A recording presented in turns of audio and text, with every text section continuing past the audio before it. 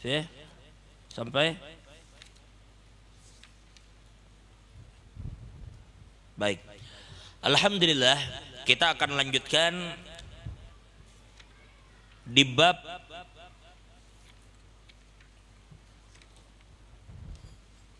fadlul adzan, itu kah?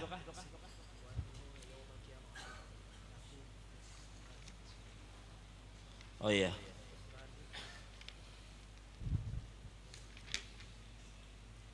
Baik. Baik.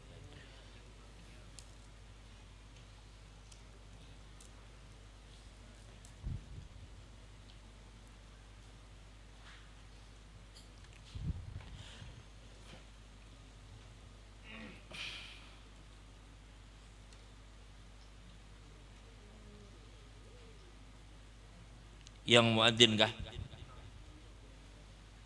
Sampai kalimat.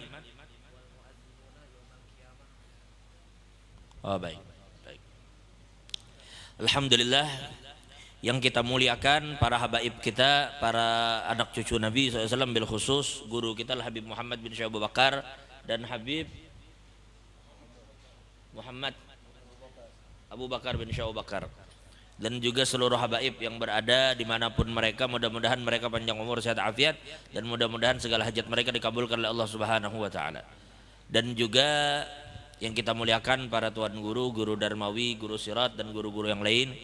Ada Ustadz Ping dan seluruh tuan guru yang hadir, Bapak Ibu hadirin wal hadirat yang dimuliakan Allah. Kita sampai di pembahasan wal muadzinuna yaumal qiyamah ala qusbanin min misik. Itukah? Jadi para muadzin itu nanti di hari kiamat mereka akan berada di atas gundukan. Kusban itu kalau bahasa kita, kalau pian berjalan di padang pasir itu ada macam gundukan yang membentuk seperti gunung, tapi itu bukan gunung sebenarnya, tumpukan pasir yang lebih tinggi sehingga seperti gunung jadinya. Nah jadi bila orang berdiri di situ tentu akan sangat nampak kan, siapapun berdiri di situ pasti nampak. Nah maka orang yang azan di dunia itu mereka akan berdiri di atas tumpukan itu, yang tumpukan itu bukan terbuat dari pasir tetapi terbuat dari misik. Harum benar itu berarti. Harum benar. Makanya dikatakan kan bahwa mereka para muadzin itu fi makanin barizin mutamayyiz. Mereka berada di tempat yang berbeda dengan orang lain, tempat khusus. Ya Allah, untungnya para muadzin. Untungnya para muadzin. Yarahun nas, dan orang-orang akan menyaksikan mereka nanti. Di dunia ini mungkin orang kadang-kadang tahu azannya siapa, nang azan kada tahu, begitu datang tuntung sudah azan, nang azan siapa kada dikenal. Tapi di hari kiamat Allah akan memperkenalkan para muadzin. Allah akan perlihatkan mereka kepada semua makhluk. Fayatamanna kullu wahidin maqamahum, dan setiap orang di saat itu akan mengharap semoga mereka yang berada di tempat itu. Tapi kada itu khusus bagi para muadzin aja. Jadi coba di dunia ini munkawa, makanya ujar Nabi jakanya tahu tuh umatku kelebihan azan, mereka bakal bersaing untuk memperebutkan azan tadi. Beundi. Jaka ibarat harus berperang tuh berperang bebuhannya. Saking luar orang tuh berebut misalnya lah batu bara. Lahan, banyak kalau orang berebut lahan, bakalahi merabutakan lahan tuh. Atau kadang-kadang parkir, ada satu tempat wisata rame, nah rame orang merabutakan parkir, kami yang mengelola, sekung kami, kaitu orang merabutakan keuntungannya tadi, keuntungan dunia. Nah ini urusan ini keuntungannya karena di hari kiamat, dan semua orang mengharap mudah-mudahan berada di tempat itu, tapi tempat itu tidak akan Allah beri kecuali kepada para muadzin aja. Ya Allah, itu kalau makanya ini cukup panjang lah. Kalau kita sadari ini kitab ini berbicara tentang azan cukup panjang nih. Karena selesai ini kita masuk bab azan lagi. Makanya sejak 3 minggu kita kada tuntung-tuntung azan jadi bahas.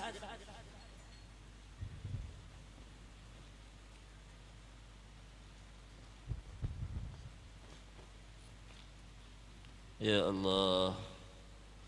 Sudahlah, artinya di bagian mana yang kira-kira, makanya hadis Nabi itu perlu kita kaji.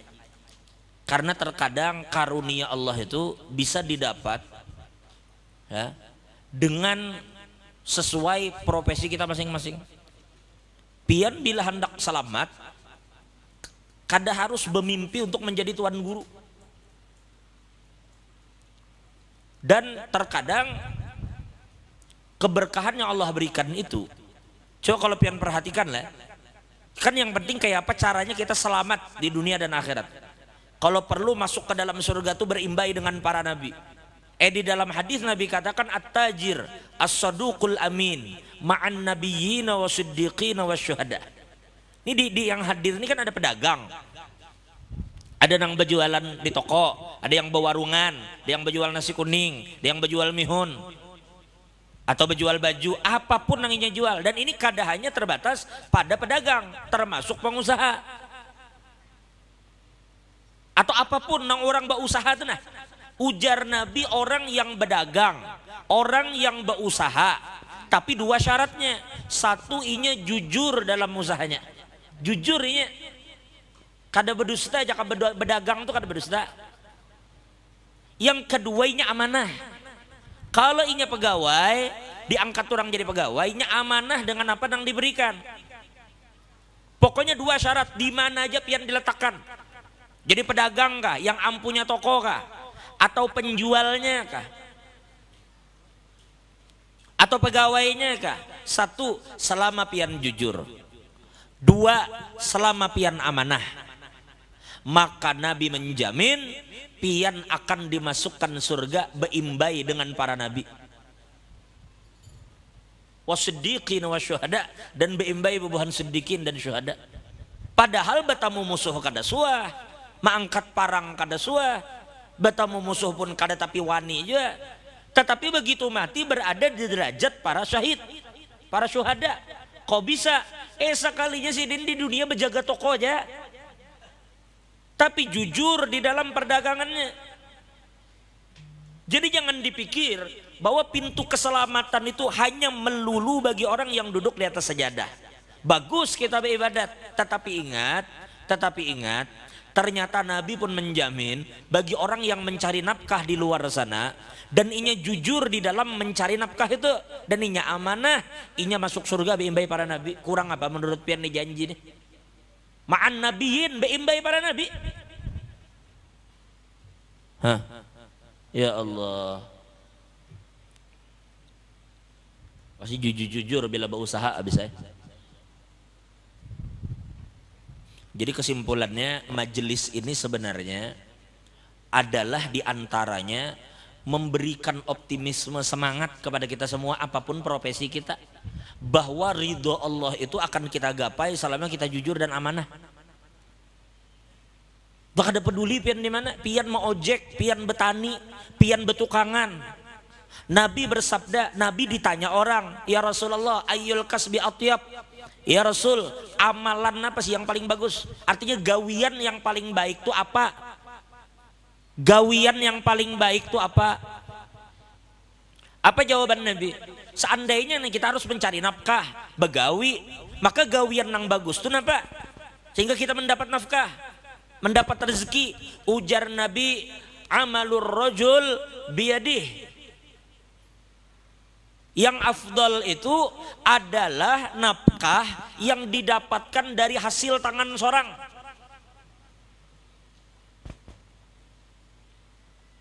Hasil tangan kita seorang. Biarnya betukangan, hasil tangannya. Berapa sih tukang sehari? Helper kesian, bukan tukang juga helper, maadukakan luluhnya, mengangkatakan batanya, 100.000 digaji orang, 80.000 sehari. Tapi nang dibawanya bulik ke rumah tuh duit halal, hasil usaha tangannya. Para ambia berdagang, para nabi menggembala.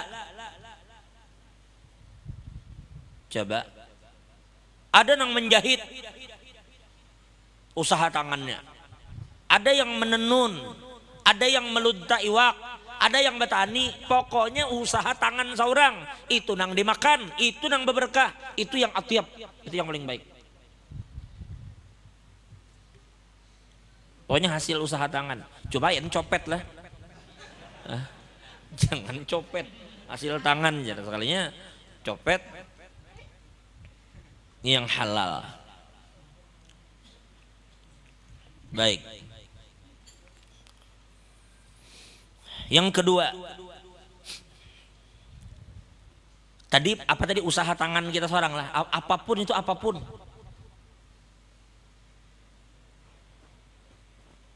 selama itu hasil usaha tangan kita seorang. Mau urut kayak iya juga, mau urut orang hasil tangan lah, mau membantu orang mana, atau apapun lah, apapun inya mau olah kesenian apakah, atau mau olah merajut tas kah, mau tikar kah. Wa kullu bai'in mabrur, dan setiap jual beli yang sesuai dengan syariat. Jual beli yang sesuai. Makanya ulun tuh kadang memperhatikan lah. Amun nasnya ada, kadang cuma ulun memperhatikan. Dari dulu ulun memperhatikan banyak pedagang, pengusaha pedagang yang mereka itu bukan ulama, tapi jujur di dalam usaha, amanah. Anak bini diberi makan yang halal, yang hasil jujur itu deh. Ulun banyak menyaksikan anak pedagang itu jadi ulama banyak. Baik itu dari perguruan kita atau dari kawan-kawan seangkatan kita. Ulun memperhatikan kadang-kadang, oh ini luar biasanya belajar, otaknya encer benar. Nang nyatanya belajar luar biasa, menonjol dibanding yang lain. Kenapa? Ternyata bapaknya adalah seorang pedagang yang jujur. Nyatanya biasanya pedagang ini kan identik dengan rezeki berlebih, biasanya kalau ada kekayaan, ya lah. Jadi rilai orang sugih rilai karenanya pedagang, jadi pedagang sukses sugih. Ikam kada usah bepandir nang inya dermawan. Kejujuran dan amanahnya aja cukup menjadi modal masuk surga beimbai para nabi. Hanya bermodal jujur dan amanah, belum nang urusan pemurah nih lain lagi nih. Dan ulun kadang memperhatikan, wallah alam, mungkin Ustaz Fiklah kadang-kadang bubuhan nang pedagang-pedagang jujur tadi, anak-anak sini bila sekolahkan ke pondok, sekolahkan ke mana, banyak nang menjadi anak-anak yang cerdas. Akhirnya menjadi orang bermanfaat, menjadi orang soleh, jadi ulama. Nyatanya ketika yang lain menukar kitab itu sebuting anak-anak orang sugih tadi kawan nukar 5, 6. Nang bapaknya sukses berusaha tadi. Jujur nyatanya. Jujur. Nah jadi jangan dikira bahwa kejujuran dan sikap amanah kita ini kebaikannya hanya berhenti di kita. Kada, terus sampai ke anak cucu. Dikatakan yurzaqul aulad bi ta'atil ajdad. Anak cucu itu terkadang bisa Allah berikan rezeki yang melimpah dengan sebab ketaatan pada tuannya. Dapat berkahnya anak cucu karena berkah daripada kainya, dari datunya.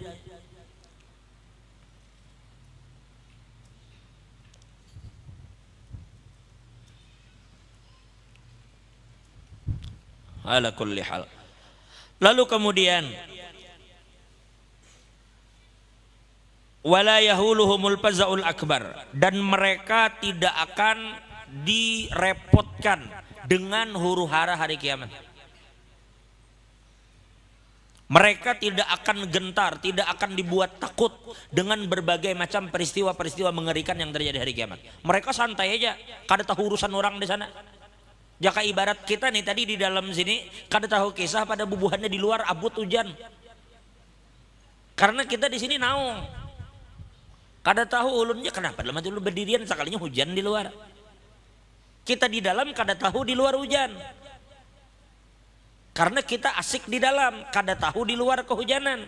Nah itulah orang di hari kiamat itu kan. Yang lain abut, ketakutan macam-macam, bubuhan para muadzin ini ada wadah VIP-nya. Nya kada ketakutan di hari kiamat. Allah beri keamanan.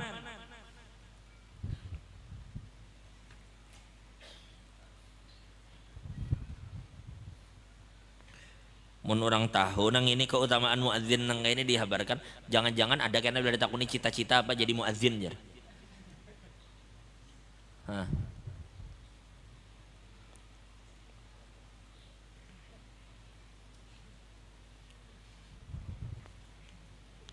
Fa ana Abdullah bin Umar, bukan, wala yabza'una yauma yabza'un, dan mereka tidak akan ketakutan di hari di mana saat itu orang-orang ketakutan.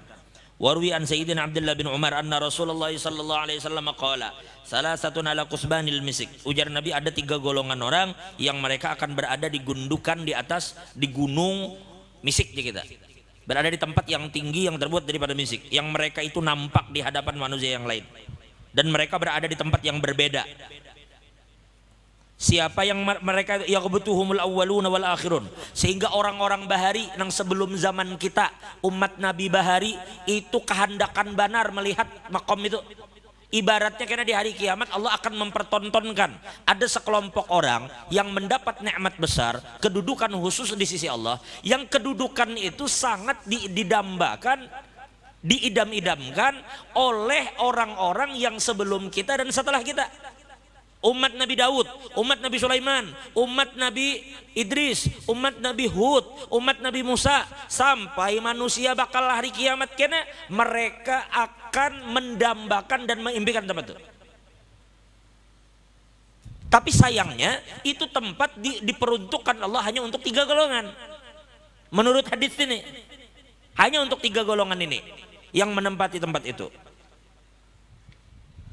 Jaka kita tuh pengantenan, kadang-kadang ada meja-meja khusus bertulis di situ. Ini khusus undangan VIP aja. Padahal nyamannya jaka duduk di situ unda pengantenan tuh. Ada kita makan ngalibana kadang duduk berkursi aja, nang dimakan kebanyakan nang dipilih duduk di kursi, maka kursinya goyang habelang. Talimba-limbak soto. Jaka di wadah VIP itu kan nyaman, meja ada. Imbah itu kadang-kadang petugasnya datang melihat banyu kada ada nyaman dari banyu. Bubuhan nang VIP itu kan nyompat ba antri ambil makanan ke anus itu bang. Makanan disiapkan di mejanya atau orang nang mengambil akan. Kita nyamannya orang-orang nang ada di wadah VIP di pengantenan itu atau di acara-acara itu. Maka begitulah orang-orang yang akan masuk kelas VIP karena di hari kiamat. Nanjakanya kawa kita jadi 1 dari 3 nih minimal. Mudahan kawa. 1, siapa mereka? Yang pertama, abdun ada haqqallah wa haqqa mawali, yaitu orang yang mereka itu menunaikan hak Allah dan menunaikan hak tanggungannya. Orang-orang yang menjadi tanggungannya. Hak Allahnya tunaikan. Apa artinya? Apa-apa yang Allah perintahkan gawi. Apa yang Allah larang tinggalkan. Dan ini menunaikan hak mawali, hak-hak daripada semua yang berada di dalam tanggungannya. Nah, tunaikan hak itu. 1. 2, warajulun amma qauman wa hum bihi radun. Yang kedua bisa juga imam, kadang mesti muadzin. Tetapi para imam yang menjadi imam bagi kaumnya, yang kaumnya itu ridho kepada mereka.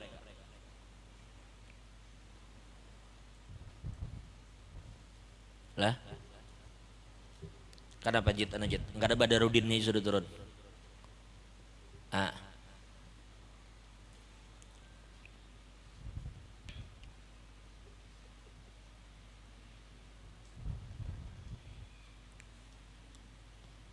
Baik. Rajulun amma qauman wa hum bihi radun, yaitu orang yang menjadi imam dan masyarakat itu ridho bahwa inya menjadi imamnya. Nah, kalimat imam yang diridhoi makmum ini para ulama memberikan dobit. Jadi beginilah, ujar ulama makruh hukumnya mengikuti imam yang tidak disukai masyarakat. Tapi maksud di sini masyarakat kada suka karena memang inya ada perkara-perkara dalam agama yang agama itu melarang inya menggawi. Itu faktornya, faktor agama. Bukan kada suka karena iri. Ini bisa juga harus jangan itu jadi imam, kami kada ketujuh. Sebenarnya kalau bicara alasan agama, tidak ada alasan untuk tidak suka. Orangnya jujur, orangnya soleh, ilmunya tinggi, suaranya baik, tajwidnya bagus, dipintang mana nang kada ketujuh. Oh rupanya nang jamaah ini bubuhan bujang-bujang jamaah nih, rupanya di kampung tuh ada bebinian bungas nang diincar. Pas imam nang dapat, lalu sarikai kalah saingan lawan imam. Lalu akhirnya kami kada ketujuh bila itu imamnya. Kada ketujuhnya ini karena masalah-masalah yang kada ada kaitan dengan agama, bukan itu yang dimaksud. Yang dimaksud ini ketidaksukaan jamaah kepada imam karena ada urusan-urusan agama, karena kaitan dengan urusan agama. Bukan yang karena kedengkian, bukan karena urusan-urusan dunia dan segala macam, bukanlah. Jadi pahami ini baik-baik. Jadi yang dimaksud imam yang mereka itu makruh diikuti karena tidak disukai makmum adalah mungkin imam ini fasik. Fasik. Imam fasik lah. Kalau kita bicara sah tidak sahnya sholat, di dalam mazhab kita sahkah sembahyang di belakang imam yang fasik? Sah.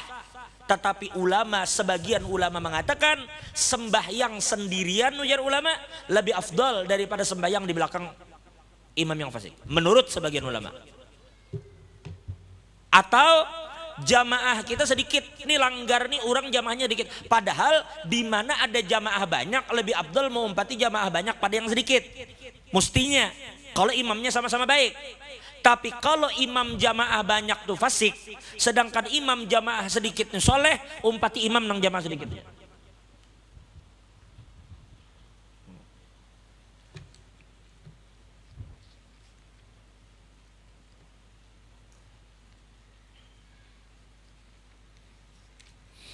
Ada nang karas memandahkan bahwa sembahyang di belakang orang-orang nang, ada memang ulama-ulama nang karas, ada.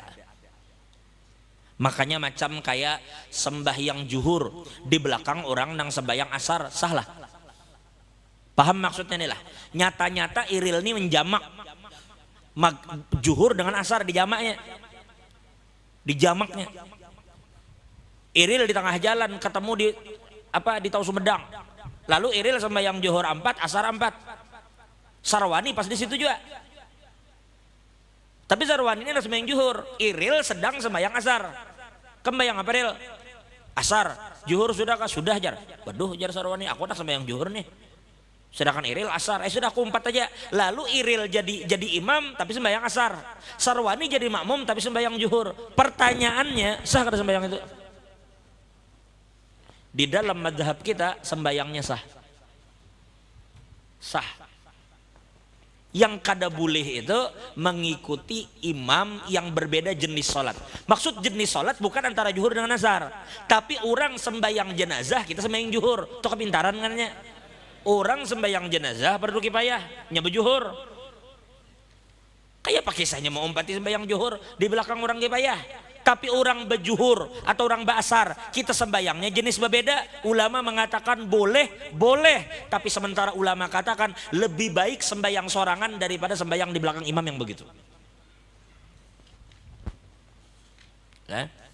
Karena apa? Karena sembahyang sorangan itu pasti sah. Sorangan itu pasti sudah sah. Siapa aja madahkan sembahyang sorangan itu sah. Tapi sembahyang di belakang orang yang berbeda jenis sembahyang itu ulama beda pendapat. Maka memegang yang pasti sahnya itu lebih diutamakan daripada mengikuti yang diperdebatkan sahnya. Paham ini maksudnya lah? Karena kalau masalah berjamaah ini tadi ulama masih beda pendapat, berdebat ulama di situ.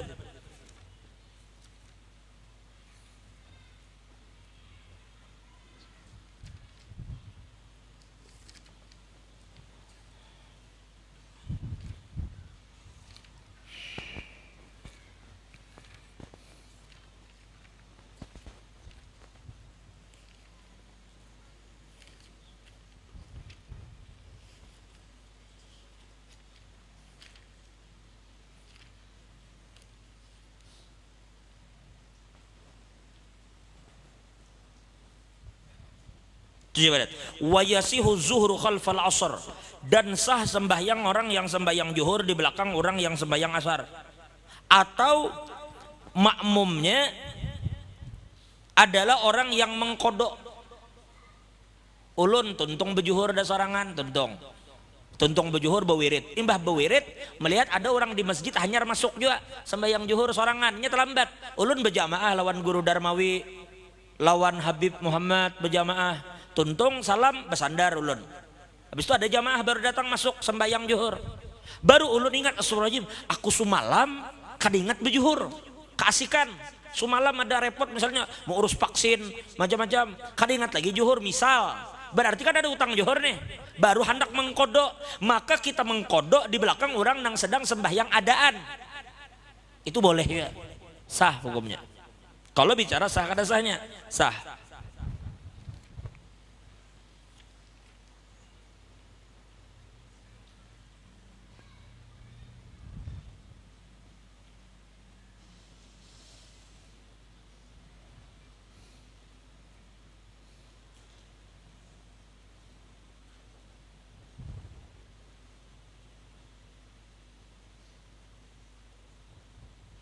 Bahkan dikatakan boleh hukumnya orang sembayang juhur di belakang orang nang sembayang ba'diyah. Ini kadang mustahil terjadi. Ada orang sembayang di masjid, kita kira ini sembayang pardu, langsung aja kita umpati. Sekali begitu tuntung di padanya, Pak maaf jar saya tadi baru sembayang qobliyah jar. Kita maka mau umpati, kita kiranya sembayang isya, kita kiranya sembayang juhur, sekalinya qobliyah. Tapi salah sembayang kita, ulama katakan sah. Sah.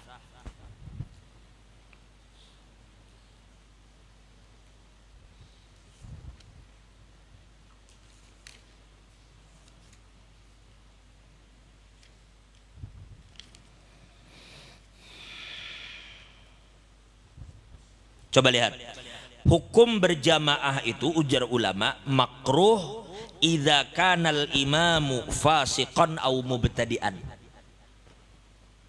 Makruh berjamaah di belakang imam yang fasik. Imam fasik betul apa fasik lah? Fasik apa fasik?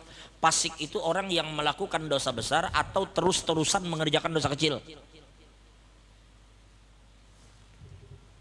Melakukan dosa besar atau dosa kecil yang terus-terusan dilakukan. Contoh dosa besar banyak, imamnya bandar togel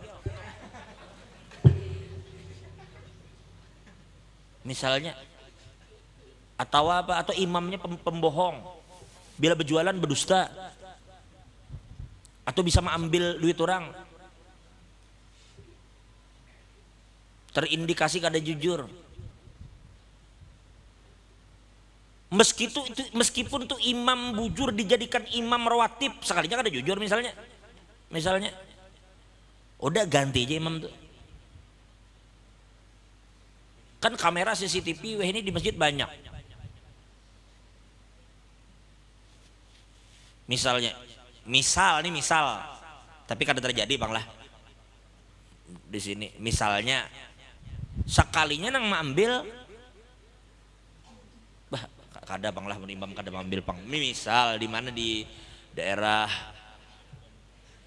Thailand sana misalnya, lalu rupanya kada salah-salahnya milih imam, kasihan kada banyak orang, lalu turunannya ini jadikan imam, sekalinya imamnya nih bisa nyepai duit masjid, pokoknya ada duit masjid atau diambilnya, atau nah itu kan mengambil hak orang namanya lah. Mengambil itu kan haram hukumnya, dosa besar itu mencuri. Bukan dosa kecil, dosa mencuri itu, dosa besar mencuri. Nah maka imam nang bisa kayak itu jangan jadikan imam. Tadi jujur.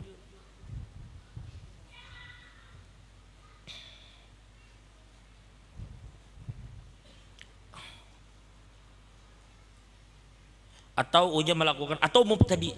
Mubtadi di sini ada sebagian ulama mengatakan mubtadi ini mubtadi dalam i'tiqad tetapi yang tidak dikafirkan. Nah ada pertanyaan, apa hukumnya? Lah, ini agak baca sendiri di sini dikatakan bahwa sembahyang di belakang imam itu sah selama imamnya itu tidak kafir. Hanya sekadar mubtadi, tetapi mubtadi yang tidak masuk ke ranah kufur, kafir. Ada nang betakun, seandainya beda mazhab pang, ulun tulak ke mana, ke Arab misalnya, tiba-tiba melihat imam Hanya hendak turun ke masjid, imam mencium bininya. Ujar imam, istriku, saya pergi ke masjid dulu ya, ajar. Jadi istrinya, inggih.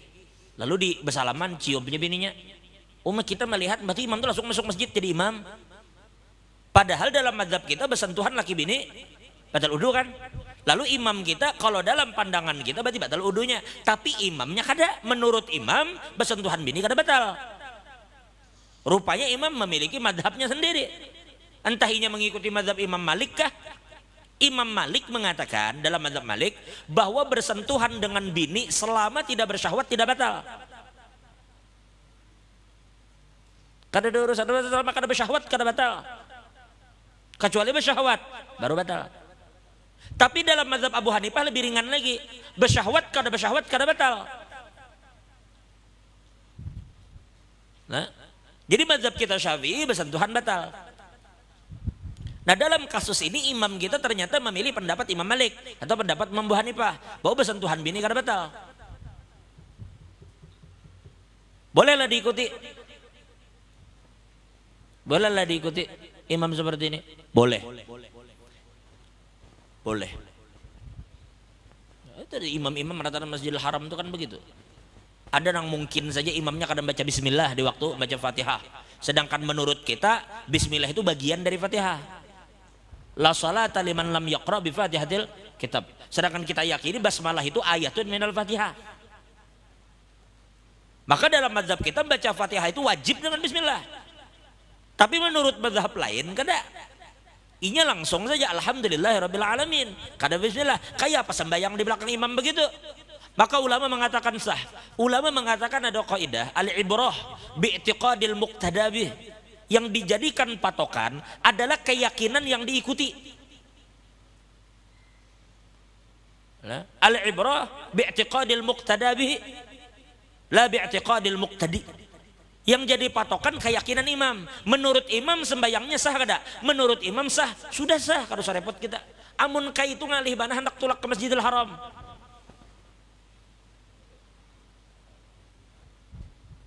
Paham maksudnya ini? Nah ini di dalam mazhab kita Syafi'i bahkan dikatakan seandainya pun kita sembahyang di belakang orang begitu sah-sah saja jamaah. Kadosa tapi hendak merepotkan diri. Ndak ada hendak sembahyang Masjidil Haram jar, sembahyang di hotel aja. Kenapa di Masjidil Haram imamnya kada dengar aja, kada bismillah jar. Kada semua juga. Sebagian ulama-ulama di sana ada juga yang berbismillah cuma kada nyaring. Ada juga yang kayak itu. Jadi itulah terkadang makanya fikih itu sekali lagi ulun ulang, fikih itu bagus pian menambah wawasan sebanyak-banyakan tentang fikih. Supaya jangan mengira kebenaran itu hanya sesuai dengan apa yang kita ketahui. Contoh, sembahyang apa hukumnya berdehem ketika sembahyang? Ulama kan beda pendapat. Di dalam mazhab kita kan berhimmat berdehem, keluar dahaknya lagi kada.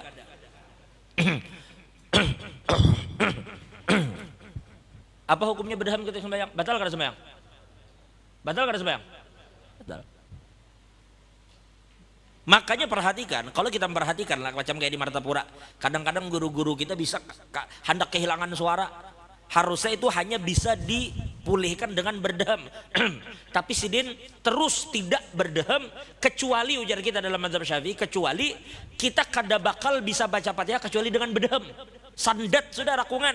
Kada kawal lagi meneruskan baca Fatihah, harus berdehem. Berdehem kada apa-apa di saat itu. Tapi selama Fatihah masih dibaca, masih kawa, meskipun harus sedikit sumbang karena tertahan tadi di sini. Nah itu ulama mengatakan tidak boleh, harus inya tidak berdehem. Nah, menurut yang mengatakan berdehem membatalkan. Kalau kita ternyata berkeyakinan mengikuti pendapat yang mengatakan batal, sekalinya imam kita berdehem. Padahal oke, kita kan bisa saja begini Ril. Bisa saja mungkin imamnya berpendapat berdehem kada batal, kan gitu. Tapi nyata-nyata imamnya ini adalah orang yang tadi pengajian maghrib. Ujar siring tidak boleh berdehem. Berdehem itu batal, ujar siring. Sekalinya sirin sembahyang isya berdehem. Kayak apa kayak itu? Maka ulama mengatakan kita makmum boleh beriktikad dalam hati, mungkin imam kada ingat. Mungkin imam lupa. Itu itiqad di hati. Teruskan aja sembahyang, kada usah bermufarakah. Aku mufarakah aja imam bedaham. Oh jangan, kada usah. Kada boleh jadi imam melakukan itu dalam keadaan lupa. Ihtimal itu ada.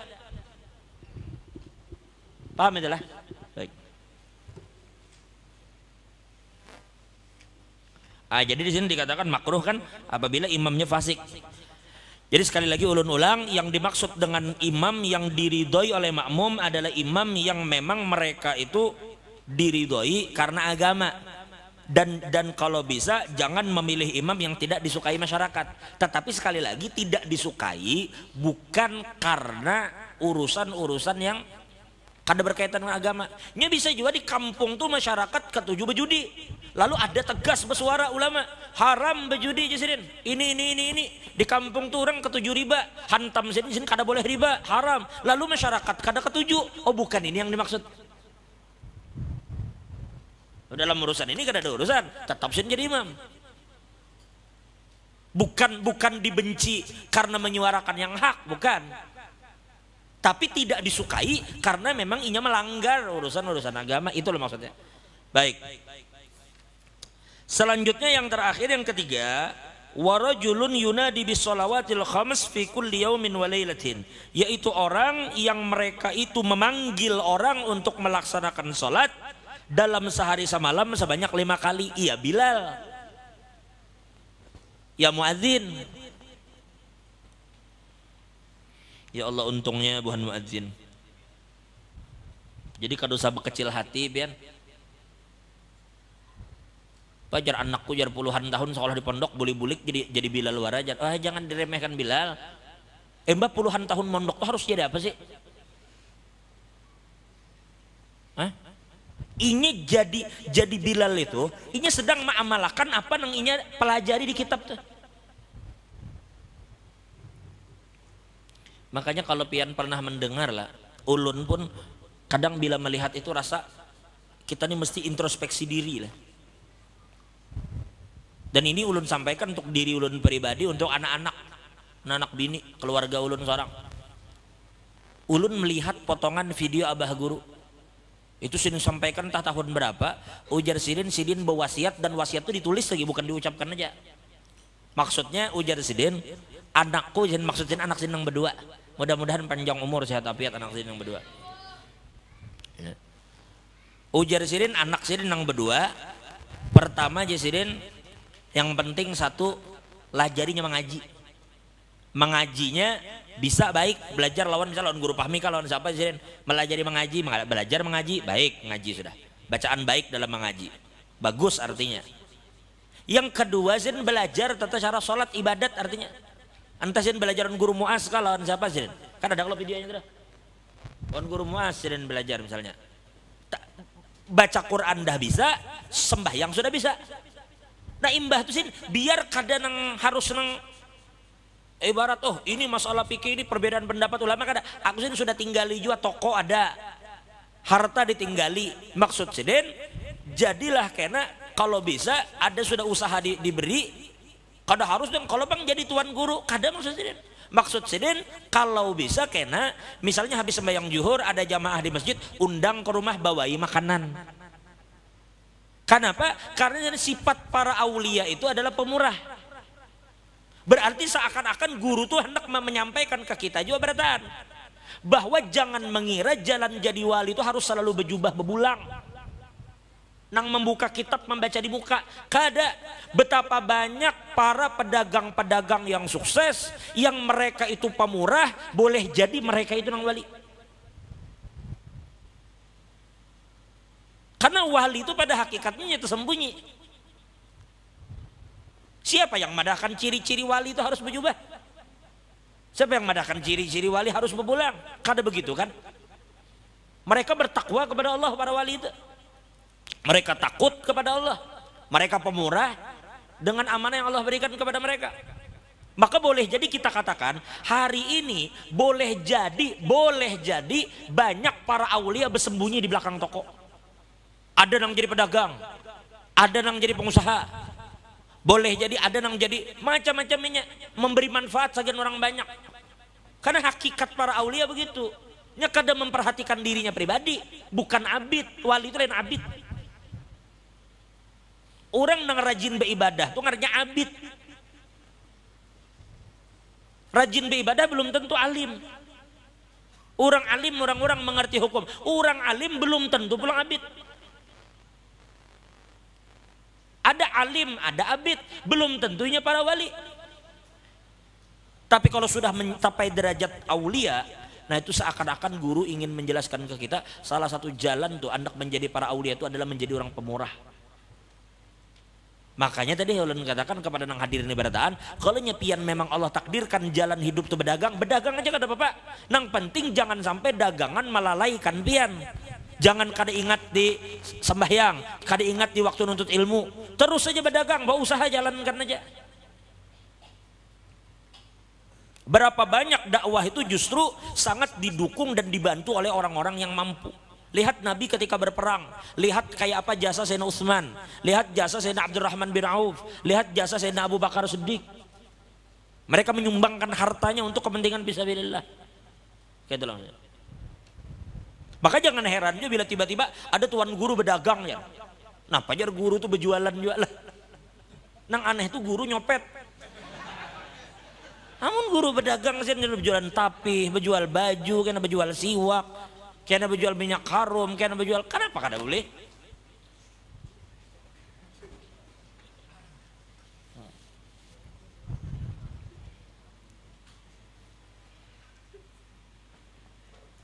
Para nabi izin berdagang.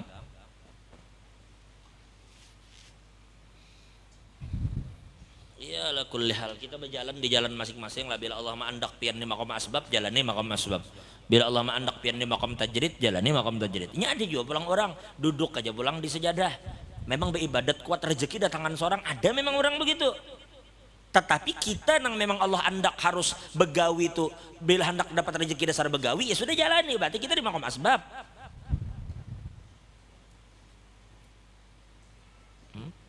Iradatu kat tajrid ma'a iqamatillah iyyaka fil asbab apa? Famin syahwatin khafiyah. Kita nih menghendaki, aku hendak kayak guru tuh jar, kayak Habib tuh nyaman banget sih, berdiam di rumah beribadat kuat, rezeki datangan. Kada ketangkisan rezeki. Oh jangan kayak itu kita. Bila Allah ma'andak lima makom asbab, itu syahwat khafiyah namanya. Seakan-akan menurut kita nang awam nih, aku nih jar di pasar sidin tuh nyamannya igawian beribadat aja Allah Ta'ala, rezeki bilang kada ketangkisan. Orang macam-macam datangan ke sidin, sudah juga menyimbah rezeki nih, tetap aja rezeki datangan kada kau ditolak kayak laron. Bilanya hendak hujan tuh nah, kada kau ditangki-tangkis datang. Lalu berpikir, oh aku pokoknya toko nih kubariakan jan orang. Aku kadang hendak lagi bisi toko, aku hanya menjadi orang yang berzikir aja ini aja. Toko bariakan, baju bariakan berataan. Udah 2 minggu kayak itu, dasar susah ya hidup. Allah kadang mandak seorang di makam tajrid, seorang asbab, makam asbab, berusaha. Jalani ya sudah itu.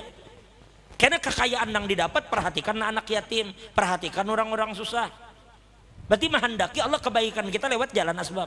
Nang orang di makom tajrid pulang kada usah juga tergiur dengan orang di asbab. Sudah nyaman-nyaman membaca kitab tenang, kada lapah baca anu kayak orang, datangan rezeki. Kita pikir dasar nyaman kayak inya juga aja. Duit anu. Lalu ongkeh toko ada usaha aja. Lalu karena usahanya kada lagi nyata anu kitab, kada lagi nya beribadat rajin, kada lagi berhemat lagi bicara. Nah itu namanya apa? Inhitat. Itu inya berarti sedang turun dari derajat yang tinggi menuju derajat yang rendah. Nah, sudah diandak Tuhan di situ kada usah lagi. Jadi hati-hatilah, terkadang ketika hati ini rasanya hendak berbuat baik, lihat dulu, boleh jadi itu dorongan apa? Jangan sampai itu karena dorongan syahwat. Baik, kemudian mana doh? Anginnya halaman hilang nah mananya nih.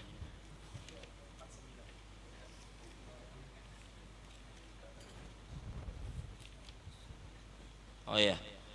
Wa fi riwayatin 'inda at-Tabarani fil Awsat was-Shaghir bi isnadin la ba'sa bihi.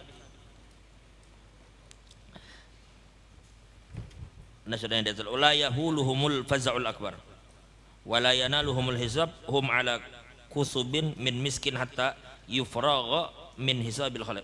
Bahkan di sini dikatakan mereka akan dihisab para muadzin nih. Nah, ini diperhatikan nih. Hadis diriwayatkan Imam Ahmad, diriwayatkan Imam At-Tabrani. Maaf, hadis ini diriwayatkan oleh Imam At-Tabrani daripada Abdullah bin Umar di dalam Al-Awsat dan kemudian dalam Mu'jam Shaghir. Bahwa ujar Nabi mereka tidak akan artinya mereka tidak akan ketakutan di hari kiamat ketika kan manusia itu ketakutan di hari kiamat. Ya kada, santai bahannya. Yang kedua la yanaluhumul hisab dan mereka tidak dihisab. Subhanallah. Mereka akan berada di tempat khusus sampai hisab tuntung. Jadi orang dihisabnya kada, begitu tuntung baru dikiau. Udah masukkan surga. Ya Allah, kayak itu dah. Cuma muadzin pulang tahu kayak itu kedudukannya, jangan pulang aneh-aneh kelakuan pulang muadzin. Oh aman gitu ya, berarti aku pacang bigir hisab masuk surga. Kadanya kayak itu bang. Artinya sudah seorang Allah berikan anugerah jadi muadzin itu kada gampang loh.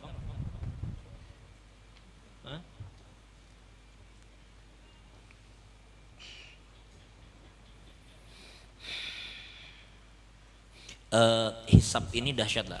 Mizan itu dikatakan kita ini perlu hasibu anfusakum qabla an tuhasabu. Qabla an tuhasabu. Hitung diri kamu sebelum kamu dihitung. Karena kita di hari kiamat berataan itu akan menyaksikan timbangan amal. Ketika manusia itu semua ketakutan, tiba-tiba timbangan amal setelah Nabi Muhammad memintakan kepada Allah langsung ditimbang, ditajak timbangan. Allah memerintahkan malaikat tajak timbangan. Pian tahulah, malaikat itu ketika mendapat perintah untuk menajak timbangan itu malaikat geger. Malaikat itu geger. Mereka langsung bertanya, ya Allah, pian menyuruh untuk menandak timbangan, bakal beti timbangan. Nang pian timbang siapa? Malaikat itu ketakutan kalau pina mereka di tempat ditimbang. Mereka bertanya, siapa nang pian timbang ya Allah? Ujar Allah, man syi'tu min ibadi, tasarahku ya Allah, siapa aja hambaku nang aku timbang, ku timbang. Langsung mendengar itu, malaikat menyahut. Ujar malaikat, subhanaka ma'abadnaka haqqa ibadatik. Ya Allah, maha suci pian, kami mengaku bahwa selama ini kami kada sungguh-sungguh dalam ibadat kepada pian. Ini malaikat langsung kayak itu. Melihat timbangan ditajak, langsung ngaku, ya Allah, kami mengaku bahwasanya selama ini kami tidak benar sungguh-sungguh di dalam ibadah kami lawan dia. Kayak itu, padahal malaikat itu kada suah bermaksiat. Malaikat itu selalu beribadat kepada Allah, kada suah bermaksiat, tapi ketakutan melihat adanya timbangan diri. Wadah syat timbangan ini. Ada orang ditimbang.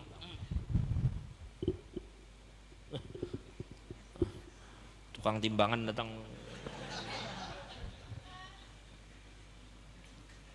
Bah nimbang minyak harum nih.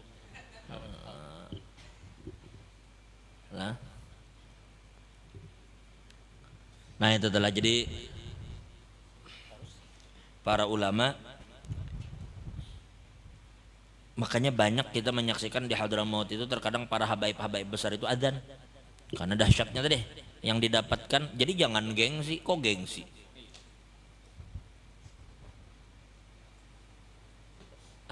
Ya Allah, mun kita bepandir pahala dasar kanal pahala muadzin, kanal daripada pahala khotib. Meskipun amplok teganal khatib pada muadzin, mun amplok teganal khatib, maka orang disuruh milih apa? Milih khatib aja jar. Tapi mun orang memandang pahalanya jadi muadzin.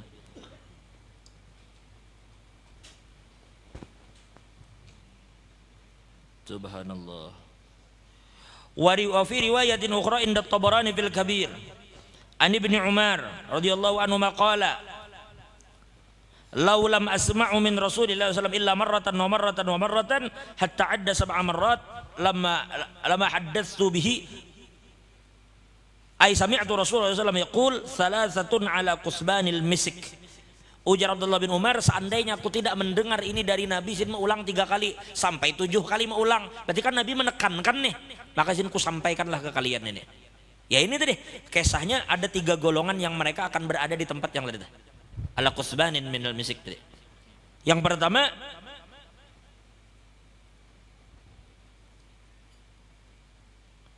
jadi la yahuluhumul fazul akbar wa la yabza'una hina yabza'un nas. Nah ini anunya yang sebelum tadi. Siapa mereka? Yang 3 tadi yang telah disebutkan.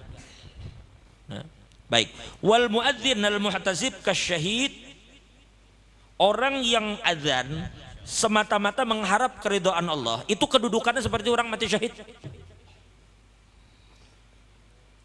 Jaa fil hadits an Ibnu Umar radhiyallahu anhu qala qala Rasulullah al muadzin al muhtasib kasyahidil mutasyahhid fi damih. Orang yang azan lah, yang mengharap keridhaan Allah dengan azan tadi, maka mereka itu kedudukannya seperti orang syahid yang mereka itu mati berlumuran dengan darah. Muadzin itu orang syahid matinya dimandikan enggak ada? Dimandikan enggak ada? Kada. Kada dimandikan. Kenapa? Karena darahnya itu jadi saksi.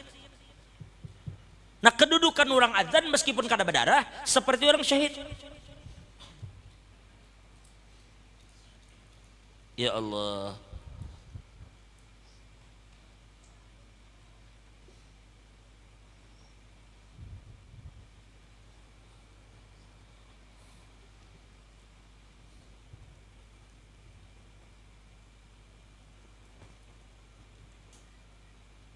Yatamanna 'ala Allah ma yashtahi bainal adzan wal iqamah wal muadzin al muhtasib idza mata fa inna jismuhu mahfuzun la yaquluhu hudud. Orang azan, nah ini selanjutnya ini banyak lah kalau kita kumpulkan nih, kalau dicatatkan itu. Para muadzin itu apabila inya mati, lah ini hadis diriwayatkan oleh Imam Tabrani. Orang mati inya muadzin, di dunianya ketujuh azan, mencari ridho Allah dengan azannya tadi, maka ketika inya mati Allah akan menjaga jasadnya sehingga jasadnya tuh kada akan diganggu oleh cacing, ulat, artinya jasadnya kada hancur, kada hancur. Subhanallah. Bila Nabi suruh bandar, siapa lagi? Wa ma yantiqu 'anil hawa in wa illa wahyu. Ya. Percaya aja. Ya Allah. Warwi an Sayyidina Abdullah bin Umar qala qala Rasulullah sallallahu alaihi wasallam al muadzin al muhtasib kasyahid al mutasyahhid fi damihi idza mata lam yudawwit bi qabrihi.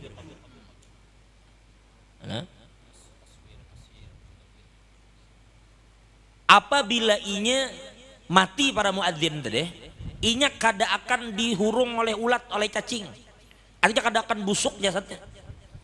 Wa hakadha mukafa'a min Allah lil muadzin alladhi yuhafidhu ala iqadhin nasi ay yahya fi qabrihi. Inilah balasan yang Allah berikan kepada para muadzin yang menjaga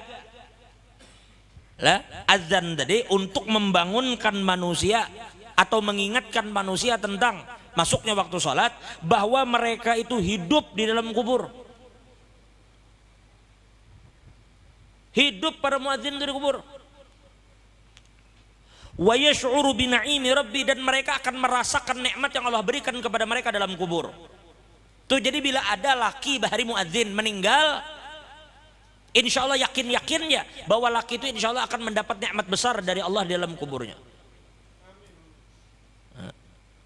Tak ada salah kalau baik sangka.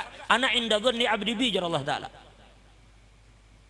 Dan dikatakan khoslatani laisa fawqahuma syai'un minal khair. Tidak ada dua kebaikan nih yang mencapai puncaknya kebaikan, tidak ada kebaikan di atas itu. Yang pertama husnudzan billah wa husnudzan bi ibadillah. Nah baik sangka lawan Tuhan. Ini hamba Allah nang ketujuh azan. Nabi menjanjikan ya selamat tuh. Satunya kada hancur. Wah Allah masuk kubur kada hancur. Nang kedua kada akan busuk. Nang ketiga inya hidup di kubur. Nang keempat inya dapat nikmat di dalam kubur sampai waktunya dibangkitkan pulang. Kita lihat semalam, wa huwa awwalu man kasahullah ba'dal anbiya. Mereka ini yang pertama kali diberi baju oleh Allah setelah para nabi. Jadi ketika orang di padang mahsyar itu batalanjang, muadzin kada. Babuhan muadzin pakai bajunya, basalawar. Selawar distro. Misalnya kada jopang selawar distro. Cuma artinya mereka berpakaian, kada bertelanjangan. Para nabi kada ada yang bertelanjang di hari kiamat. Makhluk bertelanjang, para anbiya kada. Termasuk para muadzin. Begitu bangkit dari kubur langsung diberi pakaian. Saking Allah tidak akan mempermalukan mereka. Imbah tuh pulang kada berkumpul lawan yang lain, ada wadah khusus. Tunggui situ. Orang dihisap inya kada. Ya Allah. Esok subuh ajan.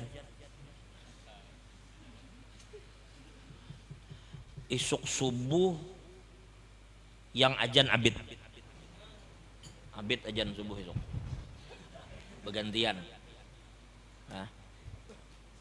Supaya kena Nabi Taikam juga kada dihisap.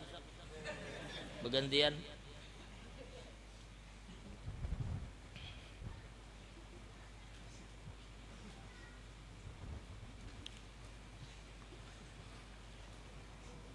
Baik.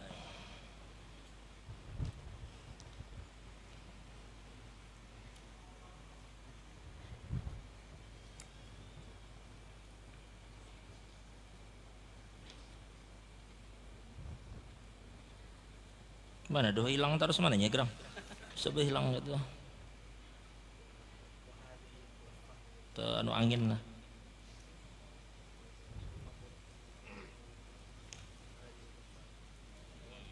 Ah, nikah. Oh ya.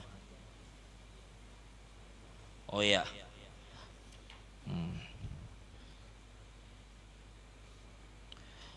Wa yunaqqa wa yutahharu jismuhu, dan akan disucikan jasadnya. Disucikan dirinya tuh. Kada akan busuk kan, walakin asyarat madri wala yantin, dan mereka tidak akan busuk. Wala yaqdar, dan tidak akan rusak jenazah, tidak akan kotor jenazahnya, tidak akan rusak. Wa aslam min ad-dud alladhi yansha'u min ufunatil jisim, dan mereka akan selamat daripada cacing-cacing yang mana cacing itu akan muncul daripada busuk. Jadi sebenarnya bila cacing itu dari mana sih? Cacing itu sebenarnya dari diri kita sendiri. Karena tubuh itu membusuk, lalu dari tubuh yang busuk itu cacing keluarkan kayak itu loh. Jadi di sini dikatakan yansha'u min ufunatil jisim. Jadi datangnya cacing tadi berasal dari busuknya raga, busuknya anggota tubuh. Anggota tubuh busuk, lalunya cacing keluaran dari situ. Lalu tubuh ini dipenuhi cacing karena badan membusuk. Dan memang di tubuh manusia ini ada cacing enggak ada? Memang ada. Makanya dulu belajar IPA ingat, kesanya jar bila daging itu dibuat dalam toples, biarkan jala walawas. Di dalam toples itu kan timbul bebelatung. Di mana datangnya belatung? Di mana datangnya cacing? Amun daging segar itu dimasukkan dalam toples, biarkan berbulan-bulan, timbul bercacing di dalam. Karena di dalam daging itu ada cacing tadi. Ini karena menghabiskan daging-daging tadi. Nah, dijamin Nabi muadzin itu dut itu cacing kada akan memakan jasad mereka. Mereka bagai para nabi akhirnya. Para nabi kan kada hancur, dan para nabi hidup di dalam kubur. Ya Allah, wallahu a'lam bishawab. Walhasil. Sekali lagi ulun ulang, kedudukan azan sangat tinggi dalam agama. Lah, azan. Nah, ini karena kita asik tadi membaca ini, kada ingat lagi kita bahas fikihnya. Insyaallah minggu depannya kita bahas fikihnya. Sudah jam 11. Insyaallah kita akan bahas minggu depannya fikih. Karena termasuk ketika kita azan itu bukan hanya ketika sholat saja, tapi ketika naudzubillah min dzalik terjadi kebakaran azan. Angin ribut azan. Bahkan orang kerasukan azan. Ada orang akhlak kada baik azan ini diteringanya. Loh iya. Orang musafir adzan, dan adzannya ini ada cara-caranya. Maksudnya bila ada api sedang berkobar, adzan itu bukan menghadap kiblat tapi menghadap api. hadapi apinya. Cuma azannya bujur-bujur sesuai syariat, jangan bertelanjang. Ya ada juga nang bertelanjang saat bingai. Merasa api beparak ke rumah lalu telanjang di atas atap.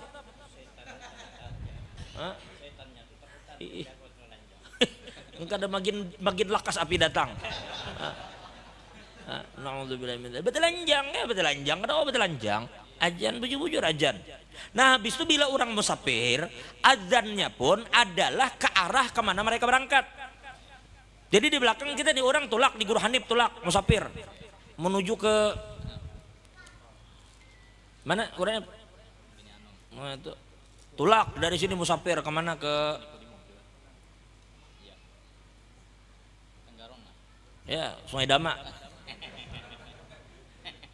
Kita mulai belakang tahu musafir jauh nih hendak keluar negeri bawa mobil atau orang tulak haji. Udah mulai belakang azan. Kemana azannya? Ke arah mobil itu kemana berjalan.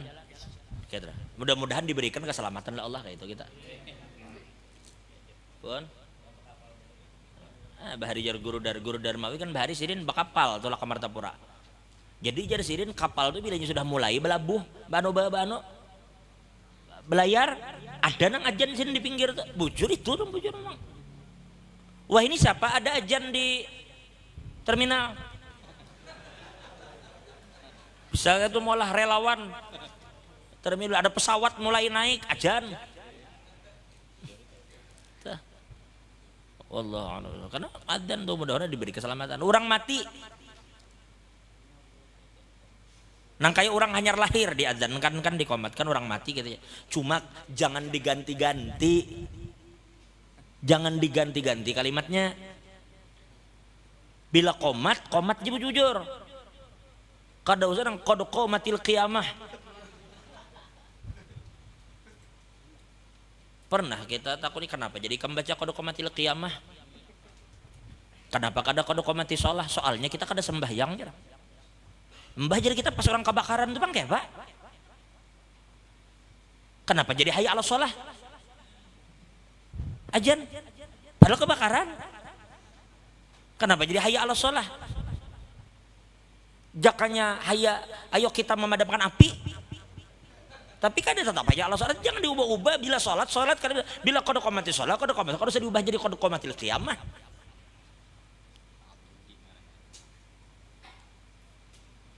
Ini azan lah, azan ini datang ada sahabat bermimpi, dibenarkan oleh Nabi. Jangan dikotak-atik. Jadi azan meracik seorang gitu. Kalimatnya jelas inilah. Inya kisahnya karena jar kematian itu adalah kiamat. Kiamat juga itu jar. Mati itu kiamat juga jadi iya kiamat tang nyuruh ganti kalimat siapa?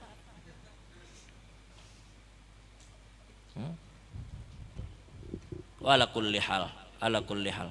Pokoknya dalam agama ini jangan berbisa-bisa. Nah, bisa dalam agama ini jangan berbisa-bisa. Bila ditetapkan kai itu oleh agama, kai itu sudah jangan diutak-atik. Wallahu a'lam bishawab. Allah mengampuni dosa kita, berarti Allah tutup segala aib dan kekurangan kita, dan mudahan kita semua yang hadir tidak akan dimatikan kecuali dalam keadaan husnul khatimah. Ala hadhihi niyya wa ala kulli ma nawabihi sallallahu hadratin nabi al-fatihah. A'udzu billahi minasyaitonir rajim. Bismillahirrahmanirrahim. Rabbil alamin arrahmanir rahim maliki yaumiddin. Alaihim waladhdallin amin. Bismillahirrahmanirrahim. Alhamdulillahirabbil alamin hamdan yuafi ni'amahu wa yukafi. Allahumma shalli ala sayyidina Muhammadin wa ala ali sayyidina Muhammad. Allahumma ighfir lana wa liwalidina warhamhum kama rabbawna shighara. Allahumma ighfir lana wa ighfir lil muslimina wal muslimat wal mu'minina al ahya' minhum wal amwat. Allahumma aghnina bil ilmi wa zayyinna bil ilmi wa akrimna bit taqwa wa jamilna bil afiyah. اللهم اغننا بحلالك عن حرامك وفضلك عمن سواك. اللهم ربنا هب لنا من ازواجنا وذرياتنا قرة اعين واجعلنا للمتقين اماما. اللهم تعال احمارنا بالصحة والعافية وسعة. اللهم اعنا على ذكرك وشكرك وحسن عبادتك. اللهم ربنا آتنا في الدنيا حسنة وفي الآخرة حسنة وقنا عذاب النار بفضل سبحان ربك رب العزة عما يصفون وسلام على المرسلين والحمد لله.